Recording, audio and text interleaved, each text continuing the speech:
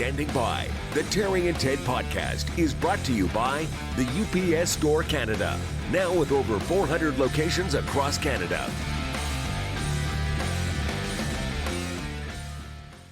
Oui, allô, bonjour et bonne fête nationale, Oui, Ted Bird. bonne fête toi aussi, Terry de Monty. Merci beaucoup. Ted and I get a good practice of our French when we arrive at the studio with Louise. Chère Louise, she's so nice. She's the parking lot attendant here at the studio. Yeah, and she loves to have a chin wag. Oh, boy, does she ever. In franglais, usually. She's very, very helpful, and it's been great practice for my français est une catastrophe. Et moi aussi. Oui. And I was saying to Louise today, I should spend the entire summer somewhere like Chicoutimi. Yeah. Where I would have to speak French. Yep. For 2.5 or 3 months, because then I would get it. I've said that before. That's what I need to be immersed somewhere. It's too late for that now because I already have plans to go down east this summer, but maybe next summer. You know, it's they say it's never too late. I was reading. Of course, it's never too reading late. an article. It's never too late for anything. There's an article in the Gazette about a whole course that's taught somewhere in LaSalle for people over the age of 50. Who want to learn how to speak French. And it's populated with people 60, 70, 80. I think one woman is 88 years old learning how to speak French now. No, I've said it before and I'll say it again. I'm not going to take a course. I'm going to go somewhere like Chicoutimi for 3 months. And by the end of that 3 months, I will be functionally bilingual and married to a 50-year-old stripper named Lulu.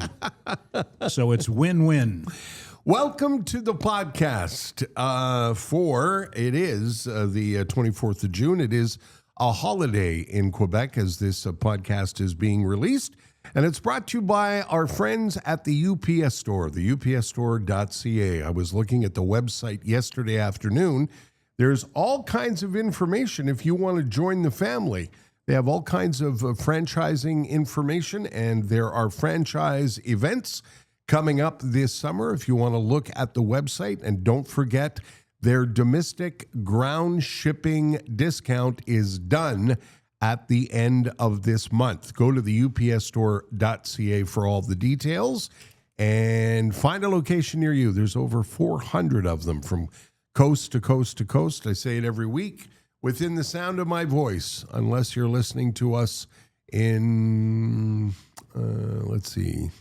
Well, Churchill is our go-to for not having a UPS store. Yeah, if you're listening in Churchill, there's probably a ways to go. You probably, my guess is you probably got to go to Thompson. Yeah, it'd be the closest. Yeah, I would think so. Maybe Lynn Lake. I'm not sure. And is that a bit of a hike? Bit of a hike, yeah. Because you can't drive to Churchill. You got to fly in or take the train. Yeah. Can you go in on by ship on Hudson's Bay? Yeah, it's a long way around, but you can go. You can go in by freighter. Sure, we should do that sometime. Yeah, that'd be fun.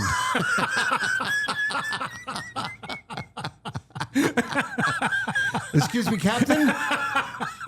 Just wondering how much longer it's going to be. Okay. Well, I guess I'll swab the deck then. It's a long way around. Big thank you to the UPS Store, the upsstore.ca. And I wanted to start the podcast this week by thanking our sponsors because if you're watching on YouTube, you can see I'm wearing my beach clothes. I'm wearing my Tommy Bahama summer shirt because this is the last podcast of this season before our summer break. I was a little concerned that we might inadvertently wear matching shirts again like we did last week when we both wore green T-shirts. But I got to tell you, I didn't wake up this morning and say, I think I'm going to dress like one of the surviving Beach Boys today. I figured it would be cannon fodder for you. Oh, yeah. Yeah, you're right in the bullseye there. There you go. Yeah, I thought I'm going to put something summery on. Sure, because, why not? It's Ted and I have spoken about this before. A couple of people have said, please don't take the summer off. We're taking the summer off because I was a jealous English broadcaster my whole career because all our French colleagues got to take the summer off. And also, it's a bit of a, it's a bit of a recharge for us. Sure. So that's what we're doing. Yeah, and it's a Quebec tradition. Yeah, off it is. From Saint Jean Baptiste till Labor Day weekend. Yeah. I like it a lot. Yeah, so Makes sense to me. That's what we're doing because we don't answer to anybody but us here. Yeah. So that's a good thing. We'll have lots of content on our social media channels over the summer. Yeah. We're going to do some live videos. We'll replay some of our favorite promos from over the past season. Excuse me.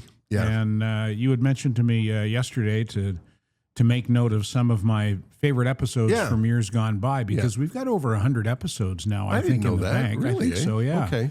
And, you just have to go on YouTube to access them, or I think you can access them also audio downloads Apple, as well. Spotify. Yeah. So, some of my favorites from years gone by. Well, I think that Cleve Ziegler is probably my favorite episode. Cleve is a friend of mine who's the director of gynecology at the Jewish General Hospital and a very, very funny guy. That was a great episode. The Mike Ward episode was great. I mean, Mike is probably the highest profile guest we've had on. Yeah. Even though you say to someone in the West Island who's English, you know Mike Ward, right? You know who I mean? Name's familiar. Yeah. He's like one of the biggest comedy stars in Quebec. In the world. Yeah. In the French-speaking world. He has the most listened to French podcast in the world. He filled the Bell Center 2 years in a row for podcasts. Yeah. He filled the Bell Center with a podcast audience. And another one I thought of, Ter, after you had mentioned that to me, was the episode with our longtime friend and radio colleague, Murray Sheriffs. Also a good one, yes. Yeah, that was really good. We had a lot of laughs. Yeah. It's always fun with Murr. When we get together with Murr, we always have laughs and great radio stories. And I think radio stories that would appeal to a mainstream audience as well. Just Murray is so engaging and is such a great storyteller. I agree. The fact that it's kind of a narrow genre or niche, that doesn't factor in. That was a fun podcast. Well, the week that we told something and I said I thought it was inside baseball, I got a note from somebody saying, we love the behind-the-scenes stories. And when I was a kid, I loved the behind-the-scenes stories of television, radio, movies. You know, when they sort of take you behind the curtain. It's fun to learn what went on. I do too. Yeah. My favorite story for Murray on that episode when he was talking about, I think his first radio job ever was at CHAT in Medicine Hat, Alberta. Mm-hmm. And they called the radio station the Chat and the Hat.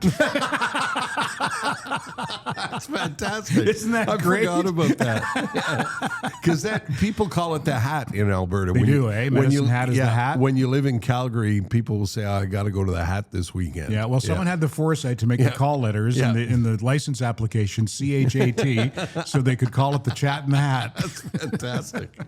There are lots of episodes online, and I was saying to Ted yesterday, we can say, if you're new to the podcast, and a lot of people may be new to the podcast, we've been at it for a couple of years, and as Ted said, I didn't know this, but over 100 episodes, and we've had some good times. I thought I would recommend our very first episode, which is when we talked about departing radio and all of that. Speaking of behind the scenes, there's an episode that I thought was quite powerful with my wife, Jessica. Oh, that was a great one. Talking about your recovery and from near-death experience with heart surgery. Yeah, and Jess came in to talk about it because she helped save my life, and she took the brunt of it because I was in the hospital for a month and unconscious for at least 2 weeks. I thought that was pretty compelling. That was a great episode. Yeah. Also, our episode with Anthony Wilson Smith, who I had dinner with this past weekend, the NDG kid, was in Montreal for the weekend and made time to have dinner with Jess and I at the Monkland Tavern. Now the executive director of Historica Canada. Correct. Do I have that right? Yeah. The CEO. Correct. And a longtime journalist who has worked around the world. Yeah. I think he was Maclean's Moscow bureau chief at one point. Yeah, and then their editor-in-chief for many years. Yeah, and a journalist in the days of real honest-to-God journalists. Friends with Peter Jennings. Yeah. So that's the era that he worked in. That was a great episode. Our Dick Irvin episode was quite popular. Was it good? It was. Dick was just in the spotlight this past week because media was approaching him to ask him his opinion on Hockey Night in Canada disappearing from CBC. And he's still going, charging along, doing great. We had him, pardon me, on the podcast. There's an episode with Stu Cowan from the Gazette. There's an episode with Pierre Hood. There's an episode with Dan Robertson. If you're a hockey fan, we got you covered. And again, all of those episodes take you behind the scenes. Bobby Dallas, who we talked to this season, longtime NHL veteran, had some good behind-the-scenes stories. Yeah, he's gone to Italy to coach. That's right. Yeah. Congratulations, Bob. You know what? I don't know if I sent him a note congratulating him on that. Yeah. He's coached in Switzerland as well. Yeah. So he's been able to parlay that lengthy NHL career into seeing part of the world as well. Hockey and Italy. What a nice combination that kidding. is. That's a good thing to do. And I wanted to say thank you to all our sponsors. I know, listen, I spend all of my time, all of my time listening to podcasts in the car, all of my time. So I never get in the car without making sure my phone has a podcast loaded on it. And I was reading this week, there was an article that came out on Canadian podcasting that said 46% of Canadians now listen to a podcast monthly. It's the largest single year increase ever recorded for a podcast format since 2024.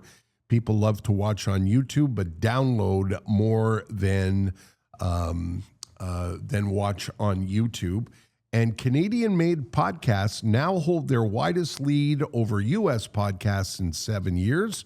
Canadians want to listen to Canadian podcasts. They capture 43% of average listening time. These are all boring figures, but all I wanted to do was say thank you for downloading the podcast. Tell your friends about it because it helps. People go, what? They have a podcast? And Ted has had some anecdotal confirmation that people are listening. I run into people all the time who say, hey, you're Ted Bird. I listen to your water? podcast. Sorry. Yeah, here. No, this one right here that's fallen down. Oh, yeah. Can I have that one? You can, yeah. Okay, I'm seeing. No, you know what? Here, Okay. take this one because my grubby old lips haven't been on it. Okay. There's something going on in France. Yeah, I saw in the news this morning. Canicule. What's that? Canicule. Canicule. Mano, any idea? Yeah.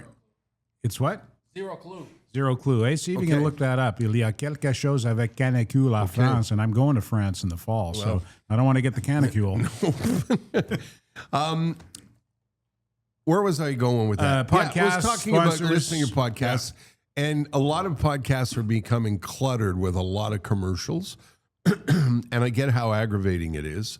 But without the UPS store, Sugar Sammy, our friends at Merson Automotive, our friends at Robert Richer Jewelers, our friends at Accutech, and the good people at Playground Poker, we couldn't do it because, we could do it, but we'd be out of pocket, so it wouldn't last very long. Yeah, we couldn't do it for very long. Yeah. So the idea that sponsors, all of these sponsors have said, you know what, we like the idea, we like you guys, we think people are listening. So thanks to them and thanks to you for downloading the podcast. I don't want to go on and on about it, but we're really enjoying it. We're really having a good time with it. And it's pretty impressive. I didn't think we would have this many people listening. I really didn't. And I've had this past weekend, I got a phone call from Terry Mosher, who was our guest last week, who went to LaSalle to do a book signing. And he said the LaSalle book signing was a big success. And he said at least half of the people mentioned the podcast. No kidding. Yeah. And Anthony Wilson Smith, and both Terry Mosher and Anthony Wilson Smith are not blowing smoke kind of folks. No. They're just telling the truth. Anthony said he was at a gathering of kind of a reunion of sorts, and everybody mentioned the podcast. He mentioned he was having dinner with me, and a lot of people said to him, tell Terry that we listen to and love the podcast. And when we're in communities, like Ted's on the West Island, and I'm up north, so it's less of a deal because I'm up north, I'm in the country, and it's kind of quiet. But you on the West Island in all kinds of places, and when I'm on the West Island or NDG, people go, hey, love the podcast. Yeah. And it's more recognition, public recognition, or anecdotal public recognition than I've received since the radio days. Yeah. And of course, to me, it all has to do with the internet, the fact that we post videos a lot, highlight clips from the podcast, so people know now what we look like at the age we are now. Yeah. So, and by the way, that's not why we do it. Oh, that's why I do it. Oh, is it? Yeah. Yeah. Don't you know who I think I am? Yeah. That's right. It's me. Anyway, we're just we're thrilled about it, and I thought, it's our last episode before the summer break, and I just wanted you to know how grateful we are. And we're not polished. We don't have a lot of razzmatazz. Our transition things are and that's all we got. And I think we make the ads as palatable as we can by weaving them into the conversation versus just all of a sudden stopping the podcast and having, say, have you gone and seen Sugar Sammy yet? You really should. Go to sugarsammy.com. That's not how we operate. No. Okay, Manos just brought this up on the computer. A canicule is a heat wave. It's a heat wave. Oh, okay. I knew that. Fine. That's one of those French words that's, swimming around my head but doesn't come right away. I've never heard that word before. Yeah. It's a heat wave. I've heard the need wave. Yeah. Is it the need wave? I like that better than the heat dome. Yeah. The atmospheric river. Yeah. Oh, is it going to rain? Yeah. Oh, yeah. That's what we meant. Yeah. I've heard fait chaud en tabarnak. Oh, Chris. Tabarnak. C'est chaud. It's our celebration of there you go. Jean. That's right. Shall we mention Sugar Sammy and where he's going and what he's doing? Let's, yes. Okay. Well, Sammy just wrapped up 2 shows last weekend, 4 shows actually, 2 nights, 4 shows in Ottawa. And, we've talked in the past about how good he is at being topical and knowing the lay of the land of wherever it is that he's playing. And when he was in Ottawa last weekend, he talked about the floods in Montreal. I mean, that's how on top of it he was. We're going to talk about that after we finish saluting Sugar Sammy. Yeah, so let's have a look at this clip. And John, what do you do, John? Sorry? Insurance agent. Let's go. What kind of insurance do you do? Maybe you could get some clients. Let's give you a plug. Home, auto, commercial, you do everything. You have a company you deal with, or you're a broker? You one company? You have your company. What's it called? Bro, you're going to get so much business. Look at all the Anglos. They're all going to call you. Okay, hold on. Before that, okay, just for the West Island. Do you have flood insurance? Because it might rain a little tomorrow. So I assume that's from this past weekend. Yeah, I think so. Because a bunch of people got flooded out on the West Island. I live on the 2nd floor of an apartment building, so I didn't get flooded out, but the basement of the building got flooded and streets were closed. Yeah. I lost power for about, 8-9 hours. So I left my place to find somewhere to charge my phone, and I ended up at Domino's Pizza in Dorval. I was going to say, did you have to go there? Well, it was I was just looking for a place that was open and where I could sit down beside an electrical socket and plug my phone. Right. And that's what I found. And so I sat there for about an hour and a half and listened to the Syrian Top 40. Okay. And ate some very mediocre pizza. Yeah. Because when I saw the picture of the pizza, I thought to myself, why did Ted go there with all the amazing pizza? I guess because it was a disaster. Well, it couldn't get around. It was 10 o'clock at night. A lot of the West Island was without power. Yeah. A lot of places were jammed because people had the same idea that I had. So I went to somewhere where I think a lot of people wouldn't think of Domino's on Fenelon, right? Yeah. Because when we were in British Columbia, we were ravaged by chains. Everything was a chain. Yeah. And we settled on Papa John's because it was close and it wasn't complete garbage. Right. But a lot of the chains are, when you think of B&M and Gigi's and Cugini's and, all of the family-run joints. Pizza, oh, my God, there's some good pizza. But it was already, some of those places were already closed by the time I headed out. Sense. Yeah, because I lost my power a little bit after 8.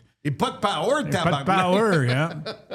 yeah. I like the fact though that you can go on the Hydro app now. Yes, and it tells you when your power is coming back. Yeah. Yeah. Although mine changed. It went from your power will be back at 9:30 to your power will be back at 8 o'clock tomorrow morning. Does it say call CJD anywhere on the hydro app? That's an inside radio joke. Yeah. Power would go out and the phones would ring off the hook nonstop. in CJD. Yeah. One time power went out at the radio station and Ted Blackman said, somebody call a little old lady in Coast St. Luke and ask her when our power's coming back. Well, back to Sugar Sammy. I derailed you. We were talking about Sugar Sammy. Yes. Right. So those two Ottawa shows are the last shows before late summer. Sammy's going to take a couple of months off, at least a couple of months off from touring. And then he comes back in earnest with shows in several municipalities in Quebec, including Montreal. He has added some shows. Some shows already have a low ticket alert. Shows in like September, October. Yes, already have a low ticket alert. He's going to do multiple shows in Montreal. He's going to do Trois-Rivières. He's going to do Gatineau. He's going to do Thetford Mines. That's an interesting. It's Brian Mulroney country. Is it? Yeah. Well, he was is born that up around there. Baie-Comeau? Yeah. Okay. Yeah, I did not know. And then he's going across the country, and I know a lot of people listen in various cities across the country, a lot of former Montrealers who live elsewhere now. He's probably coming to your town. Go to sugarsammy.com and get your tickets. I know it's not until the fall or in some cases until 2027, but book your tickets now. Book them sooner rather than later because he always sells out. sugarsammy.com. And I mentioned this most weeks too. If you live out west, he's coming out west in the winter. So I hope he's got a good coat because it's Winnipeg and Calgary in January and February. Yeah. Yikes. Anyway, again, thanks to Sugar Sammy for being a supporter of the podcast. We really, really appreciate it. He had a big tour and he said, you know what, I want to support you guys. And we figured he'd stick around for maybe one run or two. And he's been with us for a couple of years now. I think he's been with us from almost the get-go. Wow. And I don't think Sammy needs to sponsor the podcast, but Sammy remembers that when he was just starting out in comedy, we had him on Show'em a few times and helped give him whatever little push that gave him. Yeah. And he never forgot that. And that's the kind of person who he is. He remembers the people who helped him along the way. Yeah. And now he's there for us, which is really nice. Yeah. Thank you, Sam. By the way, before you send me an email, because my geography in Quebec isn't great. Thetford Mines and Baie-Comeau are about a 7-hour drive away from each other, so not exactly close. I thought I would look that up. That reminds me of last week we were talking about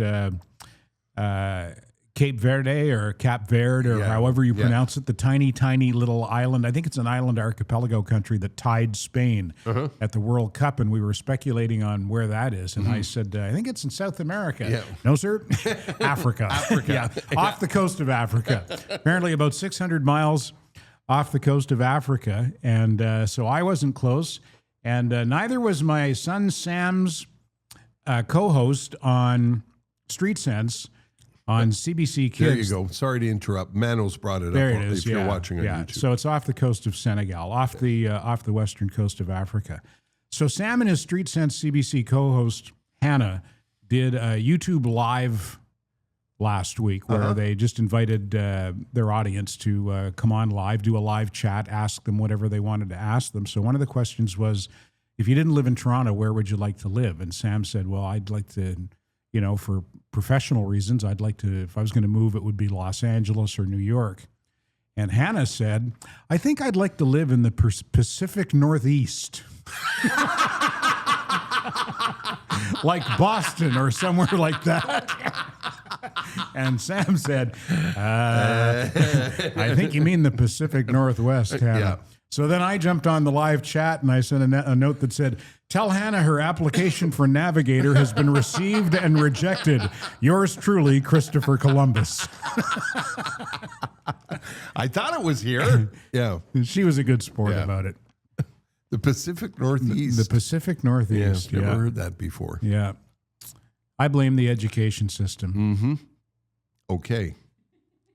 Now that we've got that done, let's talk about some of the things that are going on this summer. I thought we would mention them.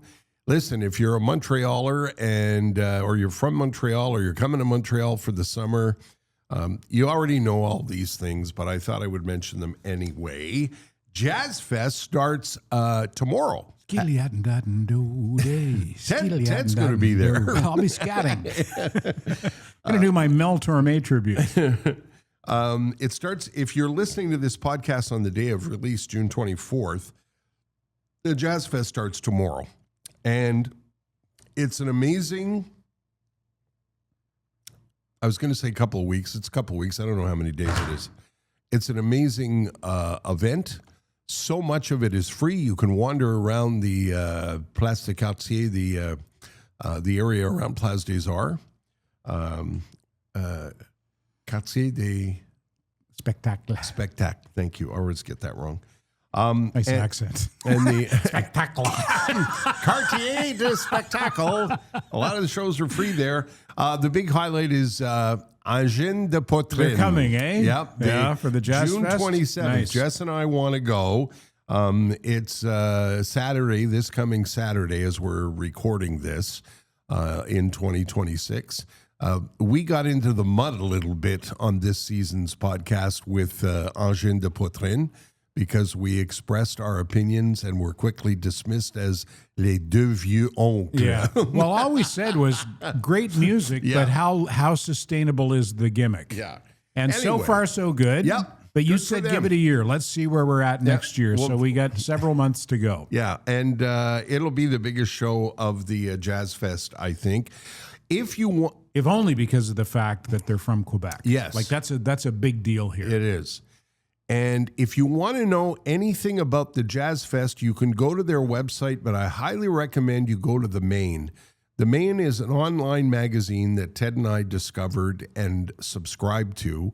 I look at The Main at least once, twice, 3 times a week. There's always great pieces in The Main. And they did a really great piece, and they really break down the Jazz Fest and all the different acts that are coming and why you should see each act that they describe and tell you where the acts are going to be and how much they are and all of that. So if you're a Jazz Fest fan, highly recommend you go online to The Main. Just for Laughs starts July 15th until July 26th.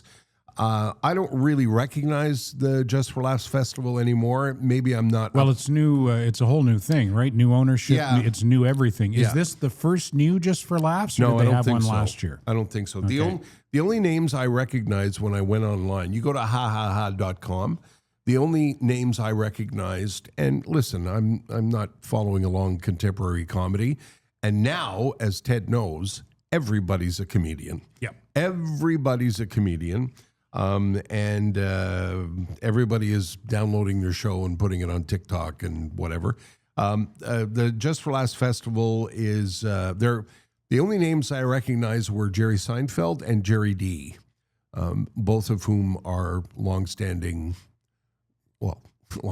professional comedians. That's a bit of an understatement with Seinfeld and Jerry D. That starts July 15th. Cirque du Soleil has a show called Echo. That runs, from Wednesday until Sunday each week until August 16th at the Cirque Big Top. And tickets start at $84 for that highlight of the summer, I think it's going to be. Cirque du Soleil, it's world-class, world-famous, and right in our own backyard. So I thought I would mention that. And all of the other regular things that are coming up in the summer. For me, if you're looking for me, I'll be in my backyard. You will, In the pool? Yeah. Good for you. Yeah. Are you going away in the summer or waiting till the fall? We're going to wait until the fall, and I'm going to visit our good friends Tim and Val in a couple of weeks. Jess and I are going to go visit them for a few days. But other than that, in the odd road trip, we're going to be Balconville, chez nous. Yeah. Mm-hmm. You're going to PEI, Ted? I'm anxious to hear all about that. No, sir, I'm going to New Brunswick. You're going to New Brunswick, Yeah. Ted? I'm anxious to hear about that. Yeah, with all of the critters. They're all coming with me. All Nice. 4 of them going down to see their grandmother. Yep. She must be excited. She's very excited. Wow, yeah, great. my mom had a fall on her birthday and cut her head open for 5 stitches and was in the hospital. And quite often, at that age, a fall will finish you off. Yeah. But with my mom, to the contrary, she was back home in 5 days watching the Canadians on TV and complaining that the scar from the stitches wasn't healing fast enough. Yeah. So I posted, no, I didn't post it actually. I got a picture of her. I didn't post it. She sent me a picture a couple of weeks ago. She looks like $1 million. Yeah, I'm sure she does. Yeah, like she's sharp as a tack, too. Sharp as a tack, 5 foot nothing, 100 pounds, and tough as nails. Oh, yeah, amazing. they don't make them like that anymore. No, I know. That's like my mom turned 90 this year. And again, sharp as a tack. Has got bum knees and struggles a little bit to get around. But hi, Ma. Yeah. She wave at my mom, Ted. She watches on YouTube. Hi, Bev. Okay. Yeah. My mom, her only thing is she doesn't hear that well anymore. Yeah. So it's easier actually to talk to her on the phone than it is in person because she's got a phone that's especially made for the hearing impaired that amplifies the voice at the other end. But if you're talking to her in person, you can tell when she can't hear you, but she's done. Right. she's done trying. Yeah. She just nods at you and turns around. And smiles. And she smiles and turns around and walks away. I had that happen to me last night. I was talking to a friend of mine who's in a wheelchair. There were a bunch of us together, and we were in a parking lot, and I'm standing there, and I'm talking to him, and I was mid-sentence, and he just wheeled around and rolled away. I guess we're done. Like, yeah, okay, I guess I'll see you inside, Andre. But the funniest part was it happened in slow motion. Yeah. That's funny.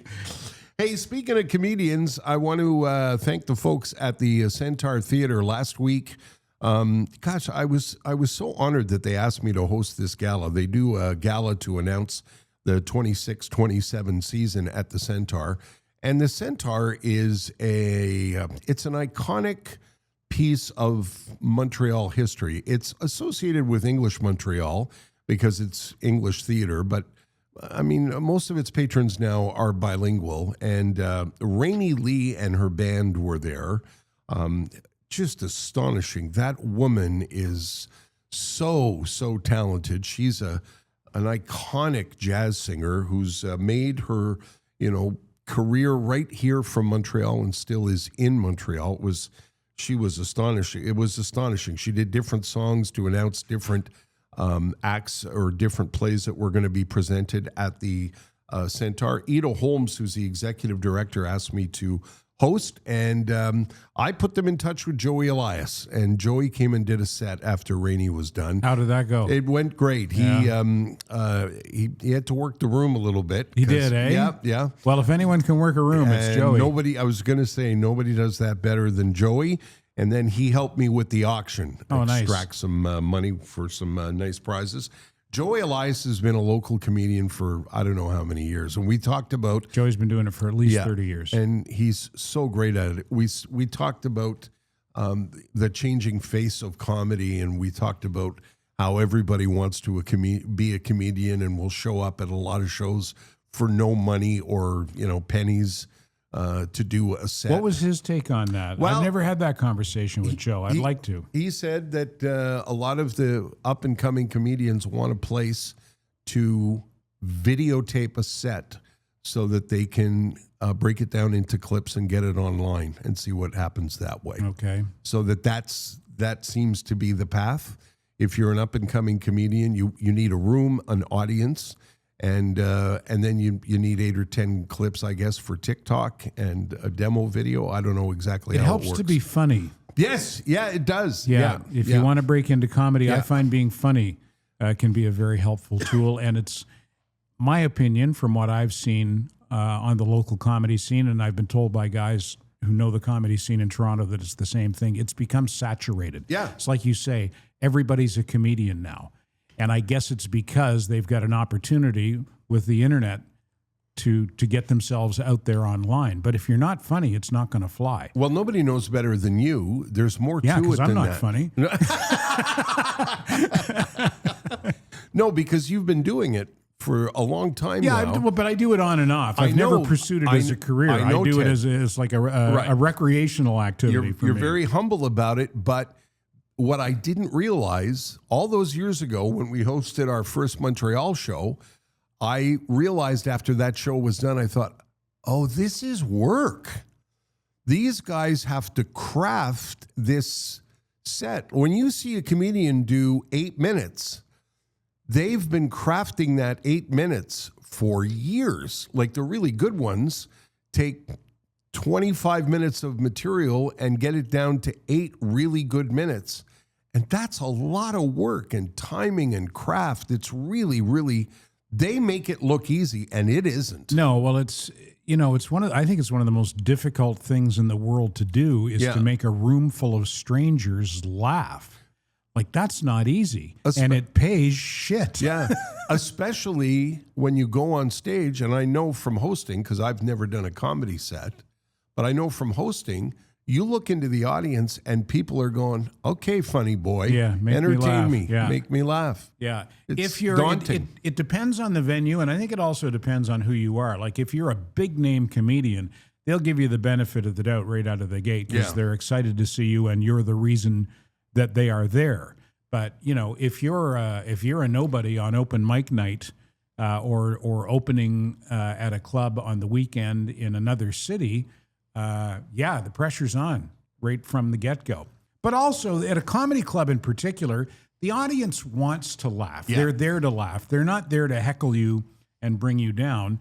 They're there to laugh. And I've always found it interesting that for me, the best audiences and the best audiences for me are audiences that are half my age in a club. I find them an easier crowd than an older crowd at a function somewhere, let's say. The function thing is awful. Because they don't understand it's a comedy show and you're the comedian and they're the audience. And if the joke is funny, they laugh. And if it's not funny, they don't laugh. It's not a conversation. Yeah. But a lot of people don't get that. I remember doing a gig at a fundraiser at an Irish pub, and I was talking about the aforementioned Cleve Ziegler, a friend of mine who's the director of gynecology at the Jewish General Hospital, and I'm setting up a joke about Cleve, and right in the middle of my setup, a woman goes, "He's my specialist." And I said, "Is that right, ma'am? Is he really? Well, I'll be sure to mention your dusty old vag the next time I'm speaking with Cleve." Like, just destroyed the timing of my routine. And at that point, it's over, right? There's no recovery from that. There really isn't. Yeah. So, that like a club crowd knows why they're there. Yeah. They've come to a comedy club and they understand the dynamics. But if you're doing a fundraiser, sometimes they don't get it so much. And if you're at a comedy club and you're not funny, the crowd will humble you quickly. Oh, yeah. Yeah. Well, that's the flip side. Yeah. At a comedy club, they'll tear you down, chase you right off the stage some nights. I wanted to mention, I didn't get a chance to call Dylan Griffin. And your question is probably, who's Dylan Griffin? This is Dylan Griffin. He's a bootlegger. I buy cheap bathtub gin from him. Did you hear the last podcast? Terry got hammered. I don't give a shit. You don't know. Dylan Griffin is a guy who's come up with an app called Waldo. And again, I was reading about this in the Main. It's a really interesting piece. If your kids work at restaurants or want to find a job at restaurants, this apparently, according to the article in the Main that I read, is becoming increasingly difficult. There were the days when I was able to walk into McDonald's, fill out an application, and get a job. Those days, by and large, are if they're not done, they're almost done. So the idea of restaurants and how they hire line cooks and, hosts and hostesses and waiters and waitresses is becoming very, very difficult for owner-operated restaurants to sift through the resumes. And Dylan Griffin, who's been in the restaurant business for a very long time, has come up with this app called Waldo, and a lot of restaurants have begun to use it. I spoke to Barb at the Monkland Tavern about it on Saturday night, and she said she's started to use it. If you have kids who are looking for jobs in the restaurant world, they probably already know about it, but I thought I would mention it. Look at the main piece on the app called Waldo. It's a Montreal story, as is most of the pieces in the main are Montreal based. And this is a cool Montreal story, a really, really great idea. Thank you, Mano. Mano has put up the instruction about how Waldo works. You create a profile and you swipe like a dating app. So if you see a restaurant that you want to work at, my understanding is you swipe left or right because you want to be in that restaurant. And then if the restaurant owner is interested in you, it's a match and you get in touch that way. It's a really, really cool idea. Is it just for entry-level part-time jobs No. for younger people? Or if No. you're a polished professional veteran waiter, can you use it as well? Yes, absolutely. As well as it says, the easiest way to find your next job. And I had a nice chat with Barb. Barb runs the incredibly successful Monkland Tavern with her partner, Josh. We're there a lot. We love that restaurant. It's a favorite restaurant. And as Ted and I were talking a couple of episodes ago, you know, as you get older, you look for things that you know and you're familiar with and comfortable with. And we never, ever, ever, ever have ever had a bad experience or a bad meal at the Monkland Tavern. So Barb knows Dylan, and Dylan, if you're listening to the podcast, I'm sorry I didn't get a chance to call you. Everything went sideways after Saturday night for me in terms of time, and wish you well with the project. If you know someone in the restaurant business, tell them about Waldo and tell them to go look at the main.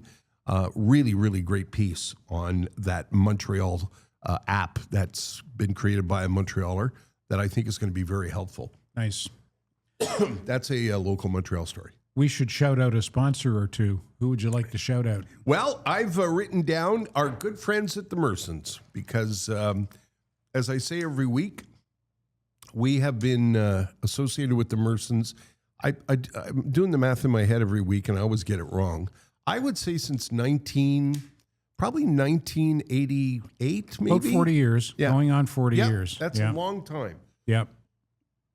Pardon me. I was there this week for my pre-New Brunswick trip inspection, and they did the stem to stern, and I got it out of there for less than $200, chock full of peace of mind. Pass with flying colors, or did you have some problems? Basically, well, Charlie said, you know, we'll look at your brakes when you come back for your tire change in the fall.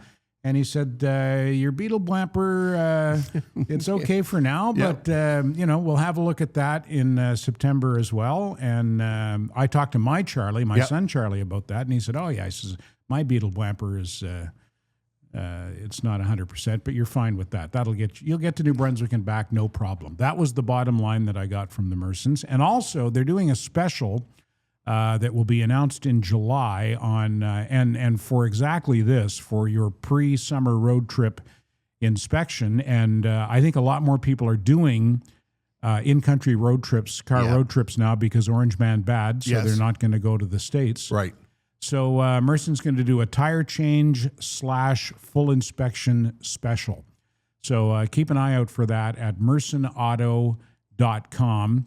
Or on their social media. They also want to recruit us to do a social media video, Tara. Hey, I'm in. Yeah. Absolutely. I'd do anything for the Mersons. Yeah, well, I told Kara I'm in with Terry. You know, Terry, you're going to have to speak to his agent and schedule it and the whole thing and, you know, double scale union rates.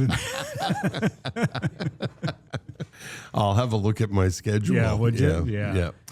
Did you have your Izzer Bizzer looked at? Izzer Bizzer and the Beetle Blamper. Okay, good. Yeah, Wow. Izzer Bizzer's good. Beetle Blamper, not perfect, but it'll get me to New Brunswick and back. This is how we ended up at the Mersons all those years. Because we don't know. We don't know shit from Shinola. That should be their... If you don't know shit from Shinola, come to Merson. Yeah, not sure they would approve of that, but great family, great business, honest as the day is long, and... guarantee you will you'll just have an amazing experience with the Mersons. They're just past the corner of St. Jacques and Cavendish, and you can call them. Somebody actually answers the phone. How about that? Let's say hi to our friends at Robert Richer Jewelers. Robert Richer Jewelers, I think, are pretty happy with us because people who listen to the podcast go into the shop, and I haven't been in a while, but I think they still have our sign up, don't they? They do, yeah. I was in there not 2 weeks ago, and it was everything I could do not to leave with your chocolates and stroopwafel that Pierre brought back from Belgium like 2 months ago. Yeah, I know. I'm bad. I'm very, very bad. Is Jess's birthday this month? Already passed. Oh. Yeah, already passed. Missed it. Yeah, I forgot it. Well, no, I didn't forget it. No. Buy her late birthday gift at Robert Richer. Didn't you tell me you got her? I did. I got her a beautiful nice necklace. there, yeah. Beautiful necklace with her birthstone, which is emerald, right? And it was. I was guided by the whole crew there. Were helpful. Pierre and Linda and Carol all sort of steered me in the right direction. Yeah, I know even less about jewelry than I do about cars. Yeah. So, like the Mersons, the Richets are there to help you out, and if you to give you gift ideas, or if you have a gift idea, they can narrow it down for you, steer you in the right direction. Pinpoint exactly what it is that you might want to get. I think an emerald. That must be beautiful. Emerald's such a beautiful stone. Yeah, it is a beautiful, beautiful stone. And it's the other thing I like about the experience of just chatting with the crew there. All three of them are just, there's just a nice visit when we go in there just to say hello or pick up our chocolates. Yep. Or Pierre, helped me with a couple of watches that I had that needed batteries, polish my wedding ring for me. Like these things you can have done at Robert Richer Jewelers. And a lot of times if you go into a big jewelry store in the mall, they're like, no, we're not doing that. This family-run place that's been there for a long time will look after you. They really will. And if you're looking for a spectacular diamond for a big event, they've got that. But if you're looking for a grad present, well, you probably already got that because of the date of this podcast. But if you're if your child failed, then you can get an early start on grad present shopping for next year. There you go. Yeah. Or a summer school grad present. There you go. You can buy, simple earrings, a simple necklace, and really, really beautiful stuff. Boy, they know what they're doing in there, and we love having them part of the podcast. This is Robert Richer Jewelers. They're at 309 Dorval Avenue in Dorval, right across from Loch Ness. Try not to get eaten by the monster. Right. Did you see the article this week on the Commodore? Remember Commodore, the computer? Yeah, those guys. That was one of the early ones, They're right? coming out, really early. They're coming out with it was like the size of a microwave, sort of. That's right. A small freezer. Yeah. They're coming out with a flip phone that has nothing on it, and it's called the Internet. So you can't get the internet on it. So you can't spend time, cruising sites and I'm not sure exactly. Doom scrolling. Doom scrolling. Thank you. You can send a text. You can take a call, and but no internet access. Right. It's called the Commodore Callback Flip Phone, and it looks like the old. Well, it is. It's an old flip phone. I'll bet your wife's going to get one because Jess loves that nostalgia stuff. Yeah, we were talking about this when I showed it to Jess. We were talking about the charge back to old school technology. Jess loves vinyl. Collects vinyl. We have a turntable at home. We listen to music on a turntable. The other day, her mom picked up 2 VHS tapes at a church sale, 2 of her favorite movies, Pretty Woman and Grease. You're not going to find my favorite VHS movies at a church sale.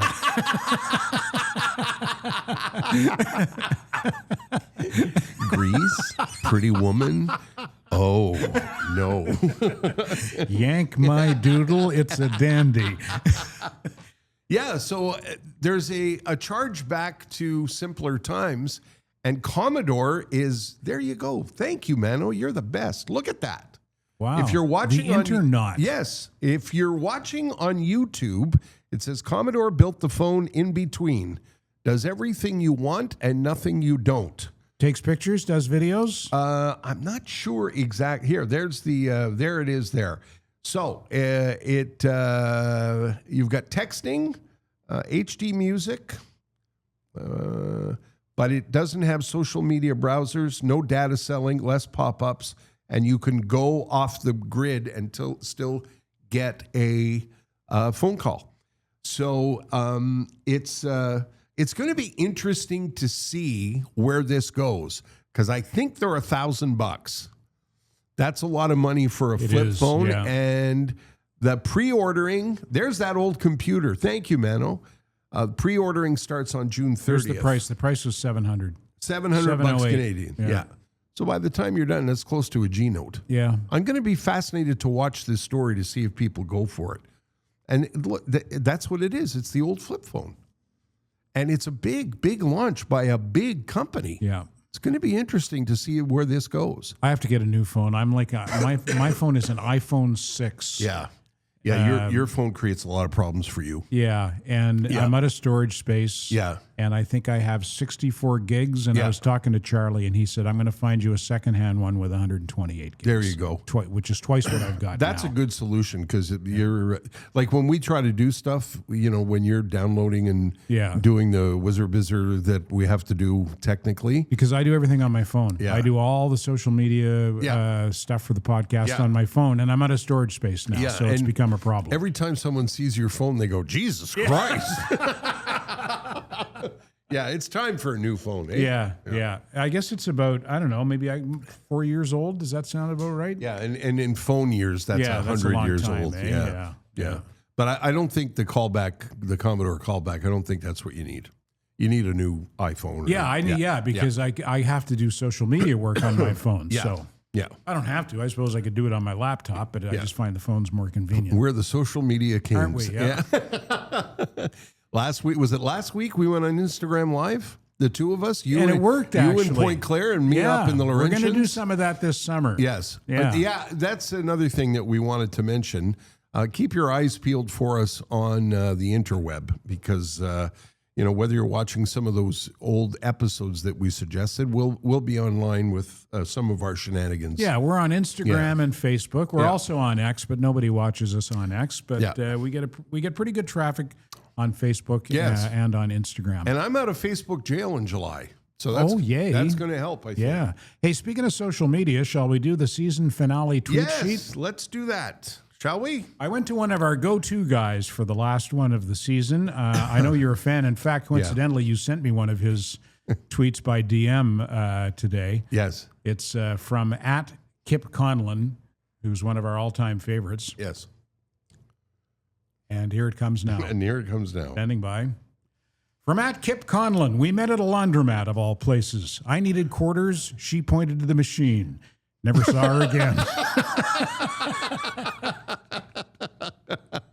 I find that tweet very romantic because I can fall in love like that 3 or 4 times a week. Never saw her again. From @QuartzJixler, I put the zebra in illiterate.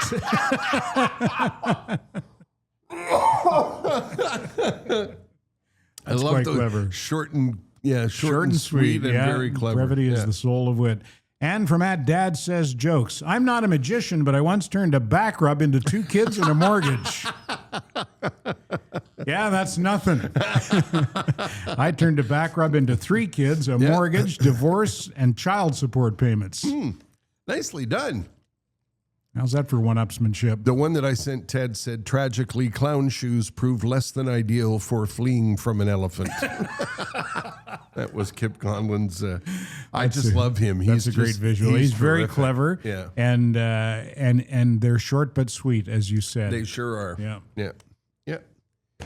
I'm having trouble with my voice today. I have to keep... What's the matter, you? I don't know. I have to keep hydrations.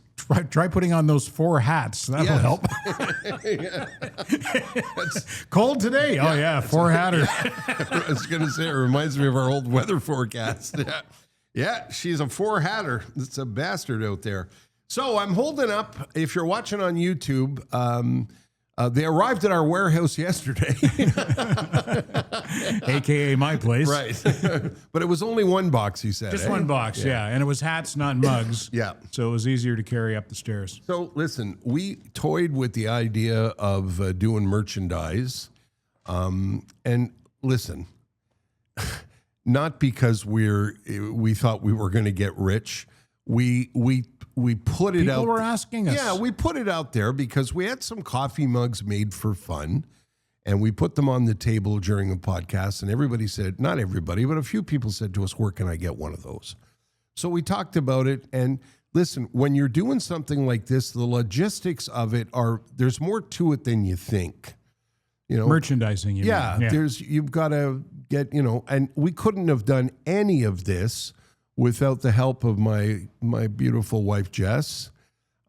She got us up and running on the interwebs and set up an interweb payment thing because we have to cover our costs. We're not, you have to outlay cash to get the mugs and the hats delivered. And the folks at UPS... My beautiful secret lover, Jason Liverman, UPS, and David Drucker have been very helpful as well. Yeah, they stepped up and said, hey, listen, let us do the shipping for you. Because there was a whole conversation, Jess and I had a conversation about, well, how much are we going to charge for shipping and who's going to bring it to the post office and how are we... Listen, I'm not complaining. I'm just telling you. It's complicated. It's more complicated than you might think. Yeah, and we didn't do it because Ted and I are buying a boat or anything like that. That's not happening. So we ordered some coffee mugs and they went. They were gone. Which was a nice compliment. I took that as a compliment. For sure. And by the way, if you haven't received your coffee mugs yet, it's coming. Yeah. Don't worry about it. It's on the way. And I didn't think the hats would be popular, and they turned out to be. Yep. So we ordered another bunch of hats. So we have hats in stock, and you can go to terryandtedpodcast.com, and if you want one, you can order one there. And I was surprised. They proved to be quite popular. And people said, are you getting more hats? Well, we got more hats. They're nice hats. They're good quality hats. Yeah, they're dad caps, dad right? Baseball hats. Yeah. So thank you for asking for them. Thanks for ordering them. And please order a hat if you wanted one, because I don't know what we're going to do with all those hats. Yeah, terryandtedpodcast.com and then click on shop. Yeah. So there you go. Looking at the time here. Look at the time. Look at the time. Where does the time go? Time flies, eh? It does. It really does. When we were having dinner with Anthony Wilson Smith on Saturday at the tavern, we're having such a great conversation. You can imagine some of the chats we have with a man that's had that kind of history. And it seemed like, we sat down at 6 and before you knew it, it was 10 o'clock. It was crazy. Yeah. The only time doesn't fly is first month of sobriety. Okay. Yeah, try getting addicted to drugs or alcohol and then going a month without. Okay. Yeah, time doesn't fly. Tick. Tick. Tick. Yikes. You wanted to mention, you've mentioned that. I thought I would mention, go get your heart listened to. I've been watching, I'm a massive fan of Jeremy Clarkson's Farm. Clarkson's Farm is a show about farming. And I know if I was standing in front of you and say, you want to watch a show about farming? No. Is it Green Acres? Yeah. It's on Amazon. It's on Prime. And I just think it's so good. And what he has done with that show for farmers and farming in Britain is being widely recognized by the British population as something very, very special. He's brought attention to farming and farming problems that in the past has just been ignored. It's really, really, really terrific. And this season there were 7 episodes, and in episode 5, he looks at the camera and says, the next 2 episodes are a tough watch.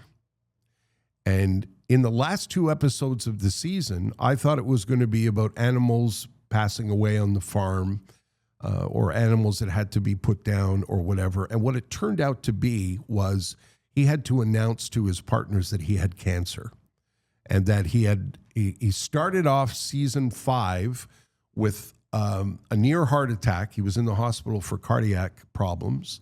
And then at the end of the season, he had prostate cancer. And there was no resolution at the end. You didn't know whether or not he was going to survive or not.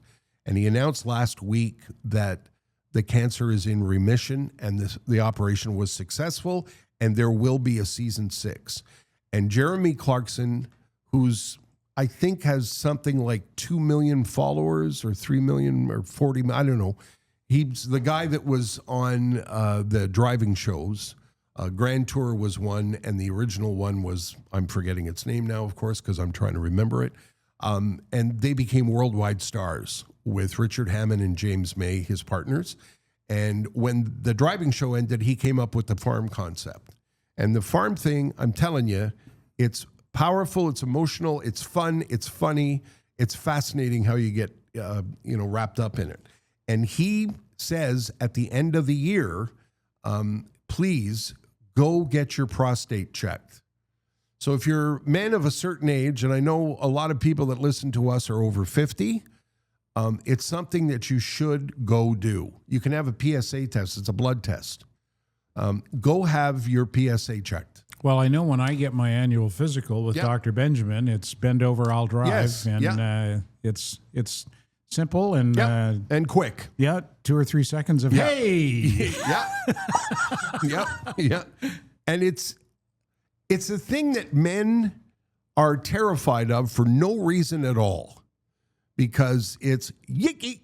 Yeah. It's over. Well, until you've had the experience, like I had rectal cancer, Yes. and I didn't want to get cameras shoved up my ass. But now I understand that I have to. It's the same thing with a colonoscopy. Yeah, Everybody's exactly. afraid of a colonoscopy. They're simple, and they're the most effective way to prevent colon cancer. Yeah, not the most comfortable procedure to go through, but hey, free drugs, and it could save your life. Yeah. So I wanted to mention the PSA thing. Get your PSA checked. Watch Clarkson's Farm, and you'll see what I'm talking about.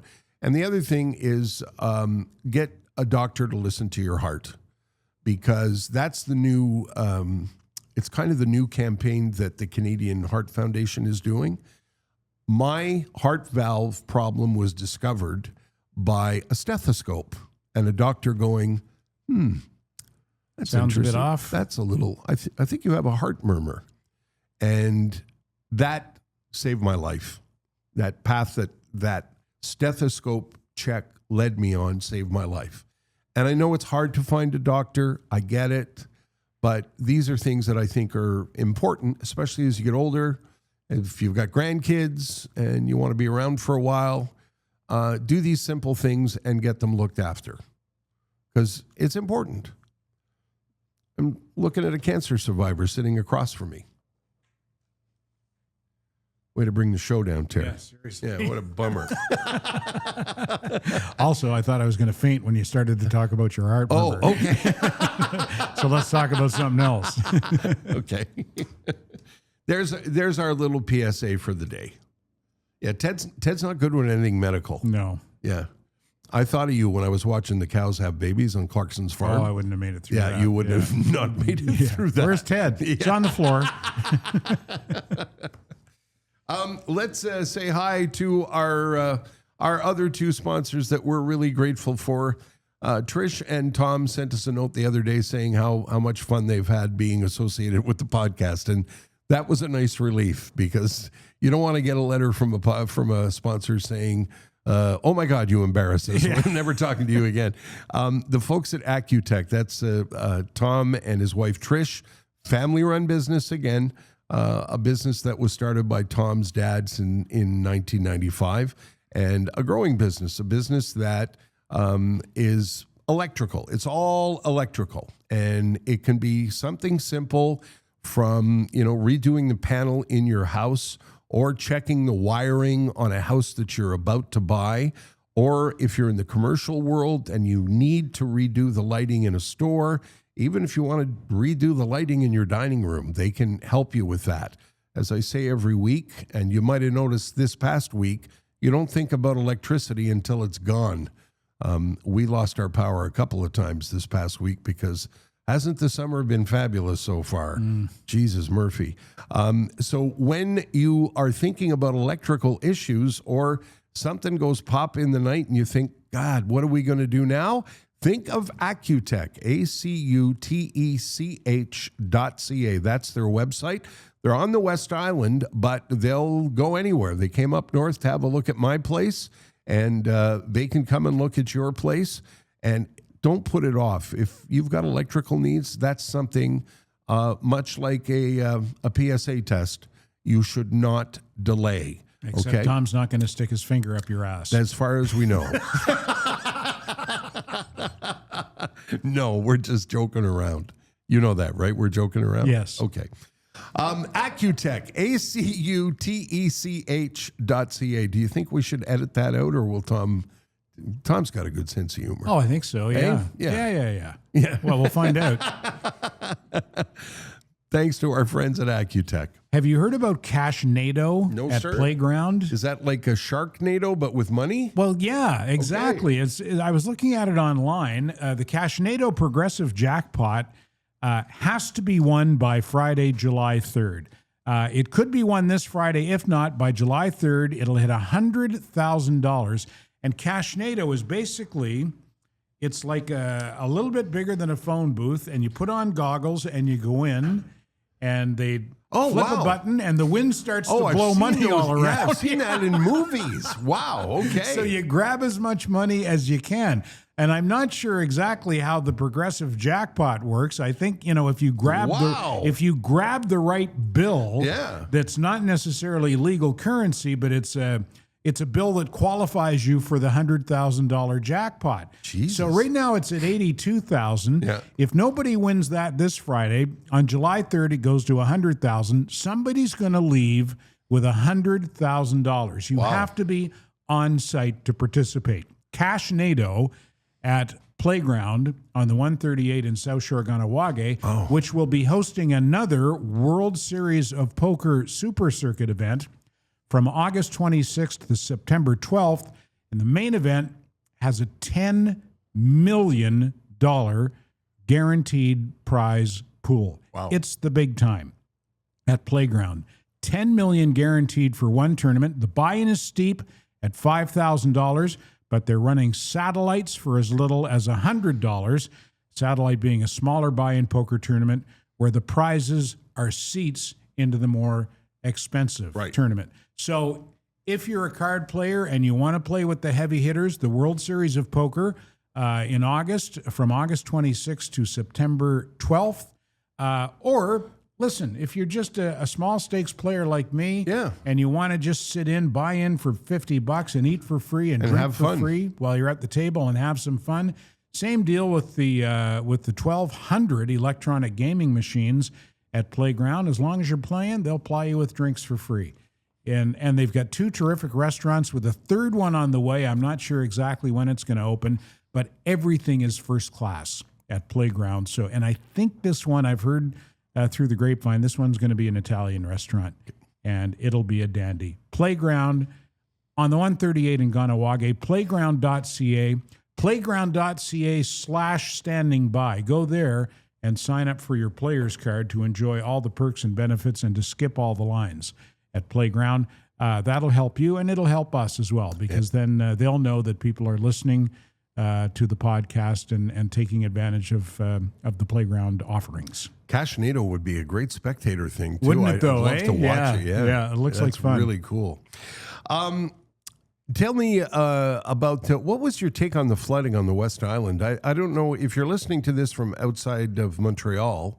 On the weekend, it was we were driving home from NDG, from the Monkland Tavern, and had no idea what was going on the West Island. It seemed to be just like, it looked like it rained just on the West Island. Well, I think maybe there are infrastructure issues on the West Island, and most of the serious flooding was DDO North, and from DDO into Pierrefonds. I knew it rained hard, but I didn't realize how bad it was until my power went out, and that's when I said, okay, I got to go somewhere and charge my phone, because I was at like 15%.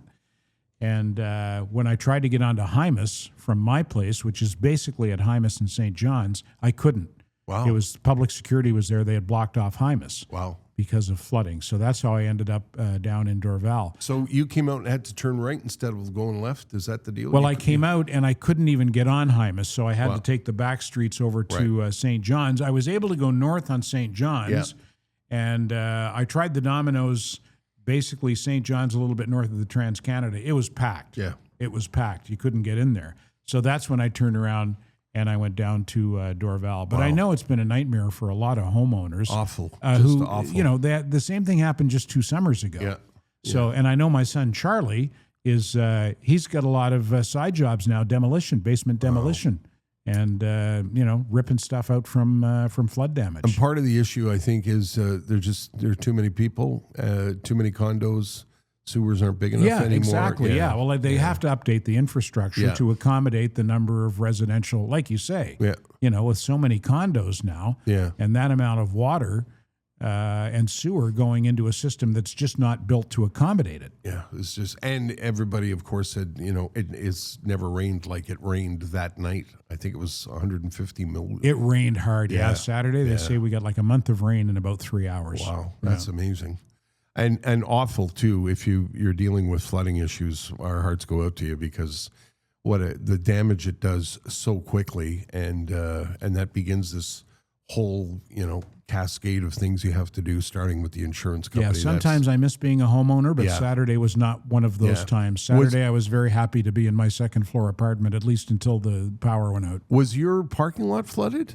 No, because I thought it was going to be. No, the basement in the building that I live in, when it rains that hard, it floods a little bit. Yeah, but not too bad. And by when was that? Was that on Friday or Saturday? Saturday. Yeah. So by Monday, things were pretty much back to normal. And on this date that we're recording this, it's June 23rd. Yesterday, there was a horrific event in Montreal. There was I don't even know how to describe it other than a horrific event that took the life of a gentleman that lived in and around, obviously, the area where the incident happened. That's where I get my hair cut. That's like right there on De Courtrai, I think it's De called. Courtrai and Trans Island, that area. Like right there. And I actually texted my friend and the guy who cuts my hair, Gino, and I said, "Are you guys all okay?" And he said, "Yes." And that's all he said. So I didn't pursue it beyond that, because it sounded like they were in a pretty tough place. If you saw video online, and I think a lot of people did, it was terrifying. The sounds of gunfire and the nature of the crime was just horrific. And we want to extend our sympathy to the family of Mohammed Lamine Ben Redouane. I hope I'm pronouncing that properly. Mohammed was just 34 years old and gave his life in service to the community. He was the police officer that was gunned down and lost his life. And we send our sympathy out to him and his family and all of the members of the police in Montreal. This is an awful, awful crime. It is a very, very difficult time to be a cop. I have friends who have sons and daughters who are members of the police force across the country, and it's always been a tough job.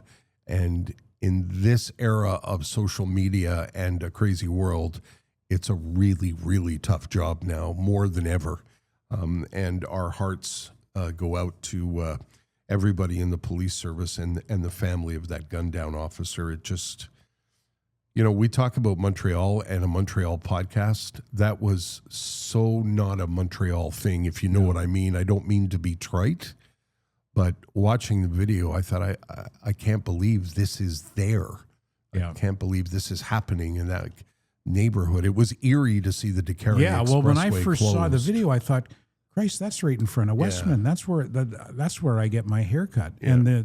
And the civilian who was killed in that incident, he's one of the local shop owners there, and I believe he might be a rabbi as well. And I think that's why Gino, who's my friend who runs Westman, I think that's why he was so rattled. It was someone he knows. It was like a neighbor. Yeah. So it was crazy. Yeah. It's just awful, just awful, and made more awful now by social media because you witness the crime, and I inadvertently witnessed the death of that officer. Yeah, and it could inspire copycat crimes. Yeah. Because now this guy's famous, right? The gunman, now everyone knows who he is. So, and I think that was part of his, I think it was kind of like suicide by cop to get his message out there. His crazy fucking weirdo fucking message. Yeah. Okay, I just listen. We're not usually Debbie Downers, but I thought it was important to mention because we live and work and love the city, and it was a really, really tough day yesterday. Tough story.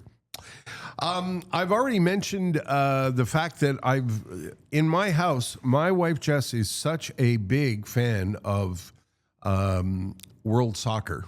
We've been watching the World Cup, and we've been watching all of it, all of the games, all of them. Like we look at the lineup in the morning, and Jess will say, "Well, we'll put that one on at noon," and it's on in the background. And then I have to look up the country, figure out where they're from. Anyway, I've really been enjoying it, and I mentioned last week I highly recommend the podcast called "The Rest Is Football."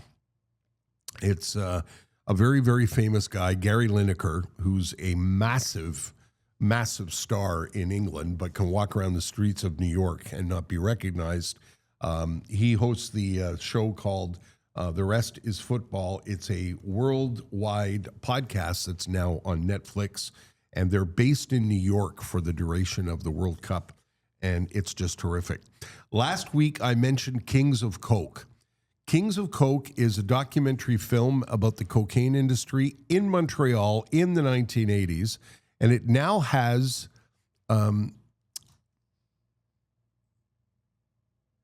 things. It now has successive stories to tell. What am episodes? Yeah, thank you. It now has those things. Yeah, episodes. There are new episodes. Multiple episodes. Yes, on Crave. And we just watched The Legend of Rory Shayne. This is an unbelievable story about it's unbelievable. A story about a guy who comes from Germany, ends up in Victoria. He's robbing banks in Montreal in the early 1980s. Is it a docudrama? No, it's not a drama. It's a documentary. Okay, so it's not like it's not a recreation. No. It's not a dramatic recreation. No, well, there's some recreation with some animation, but the story is told in a documentary form. And if you're from Montreal, it's really cool. It's just because everything is local. And I'd forgotten about the well, I wasn't here. It was 1979. This guy did a helicopter bank robbery in Saint Laurent, landing a helicopter in a parking lot, running in the bank, and getting back in the helicopter and taking off from Saint Laurent. And get this, landing the helicopter downtown so he could get on the metro and escape. He's my hero. Like, seriously, give me that over some nerd in his basement defrauding the banks any day. I'm telling you, it's... crime ain't what it used to be, well, I'll tell you. I remember the good old days. Dillinger and the boys. Yeah. Yeah. Anyway, I highly recommend it. It's on Crave. You'll find it on Crave. And Brian Williams, remember Brian Williams is a... NBC News? Yeah, a journalist I've got a lot of respect for. Great communicator. He's got a podcast now that's on Netflix called We're Back with Brian Williams. It's kind of like Standing By. Mm-hmm. We're back. Brian is... Probably stole our bit. Yeah, probably. He's an amazing interviewer. His first guest is Tom Hanks. And to listen to Tom Hanks talk for these 55 minutes on this episode was amazing. Tom Hanks is so bright, so well-read, so interesting. Tells a great story about watching The World at War. Remember the documentary that got you and me interested in World War II when we were Laurence kids? Olivier. Yeah. And he tells the story of the history of that documentary and how that documentary led him down the road to do Band of Brothers. And what was the Pacific one he did? The Pacific. Oh, yeah, that one. Yeah, it's time to wrap it up. And then they did Masters of the Air. Yeah, just terrific. Yeah. Anyway, if you're a fan of podcasts and you got time to watch podcasts on Netflix, Brian Williams has one now. Like everybody else has a podcast, including us. And I'll mention it one more time, Clarkson's Farm. Can't say enough nice things about that. And I guess that's it. Yes, sir. I think we're done. Ted's leaning back in the chair, so that means we're done. Hey, I've had enough of this. Thanks for reading my body language. So once again, a huge thank you to David Drucker and the nice people at the UPS Stores Canada all across the nation. David is our title sponsor and a good friend and has been a tireless supporter of the podcast. And the UPS Stores Canada have stepped up to make sure you get your hats and your mugs. Jason Liverman deserves a special shout out for that. Yeah, Jason runs the UPS store outlets on Ile Perrot and at the Walmart in Vaudreuil. Yeah, can't thank them enough. And again, Sugar Sammy, our friends at the Mersons, our good friends at Robert Richer Jewelers, Tom and Trish at AccuTech, and the good people at Playground Poker have supported us this year so that we could do another season. And it is our plan to come back and do another season in September. After Labor Day, we'll be back. And it's always fun. The first one is always fun. I don't know why that is, but we're refreshed. Well, we got lots of stories and to we tell. got lots too. of stories to tell. It's we call it What We Did on Our Summer Vacation. So look for that. And as Ted pointed out, we'll be all over social media over the course of the summer. I don't know about all over, but we have a Facebook page. Yeah, we'll have a steady diet of content. I would say you can look forward to at least a couple of posts a week. Yeah. Whether it's Terry and I doing live videos. Yes. Just update you with what we're up to over the summer, as if you care. Yeah. Or I plan on reposting some of our funnier promos from this past season. And as we mentioned earlier in this podcast, there are old episodes that you can go back to. If you're new to the podcast, we've been doing this for a while, and there are lots of fun episodes to look up. So let me wrap up as I do every week by saying go to terryandtedpodcast.com. That's where you can send us a note, and that's where you can order a hat or a coffee mug. Subscribe to the Standing By YouTube channel, please. We'd appreciate that. You can follow us, and we appreciate that if you follow our Facebook page. I keep getting notes saying, you've got another follower, you've got another follower. The Facebook page is Terry and Ted Podcast on Facebook and Instagram. And if you want to follow us on X and we're even on Threads, not that anybody sees it, on those platforms. And if you leave a review on Apple Podcasts or Spotify, it helps us. And if you tell your friends, that also helps us. Hey, Terry and Ted have a podcast. All right. In true Fête Nationale tradition, I'm going to go sit on the gallery with my blouse off. That's a good Fête Nationale thing right there. Bagonville avec Ted Bird. Sans chemise.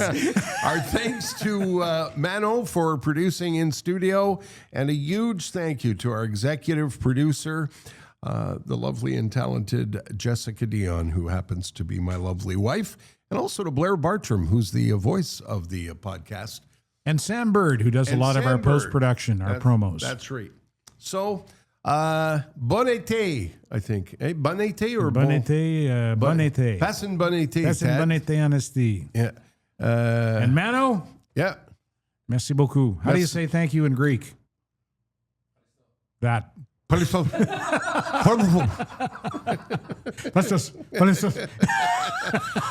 you. Hey, salut. We'll see you in September. Standing By. The Terry and Ted podcast is hosted by Terry DeMonte and Ted Bird and is brought to you by the UPS Store Canada. The executive producer of Standing By is Jessica Dion.